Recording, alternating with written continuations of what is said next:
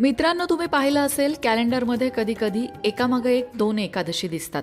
म्हणजे जसं आता 10 जुलै आणि 11 जुलैला 10 जुलैला आहे योगिनी स्मार्त एकादशी आणि 11 जुलैला आहे भागवत एकादशी. हे असं बऱ्याच वेळा कॅलेंडरमध्ये पाहायला मिळतं की एकादशी 2 दिवस आली आहे. आदल्या दिवशी स्मार्त आणि दुसऱ्या दिवशी भागवत एकादशी. आपण बरेच जण भागवत एकादशीचाच उपवास करतात. पण मग ना प्रश्न मनात येतोच की नक्की ही स्मार्त एकादशी काय असते किंवा भागवत एकादशी काय असते, आणि कधीही खोलात जाऊन हे समजून घेण्याचा प्रयत्न आपण करत नाही.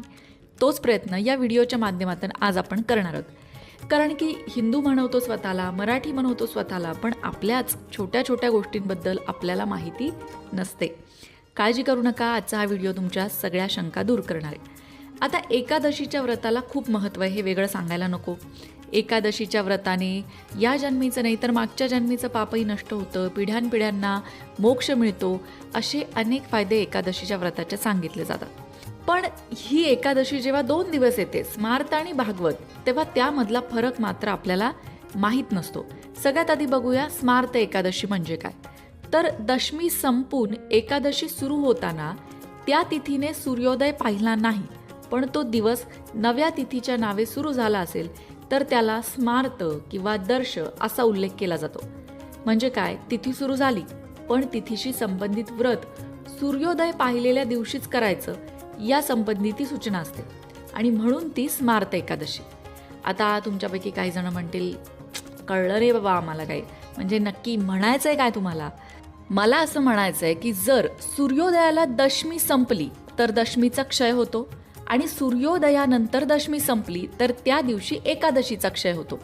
अशा वेळेस त्या दिवशी स्मार्त एकादशी आणि दुसऱ्या दिवशी भागवत एकादशी असं मानलं जातं. जर द्वादशीचा क्षय झाला असेल तर एकादशी आणि द्वादशीच्या युग्माच्या दिवशी म्हणजे मिलनाच्या दिवशी भागवत आणि त्याच्या आधीच्या दिवशी स्मार्त एकादशी असं मानलं जातं. म्हणजे यामध्ये तिथीचं गणित आहे. जेव्हा 2 तिथी एकाच दिवशी येतात तेव्हासाठीची ही ॲडजस्टमेंट आहे असं आपण म्हणू शकतो.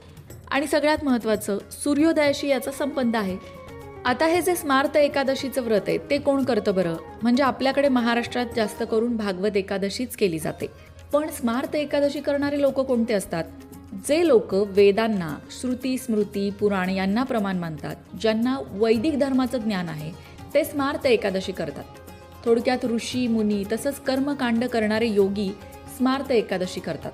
तर वैष्णव म्हणजेच विष्णू भक्त जे संसारी आहेत ते सूर्योदय पाहणारी तिथी ग्राह्य धरतात, म्हणजेच भागवत एकादशीचं व्रत करतात. जी तिथी सूर्योदय पाहते ती तिथी आपल्याकडे ग्राह्य धरली जाते. म्हणजेच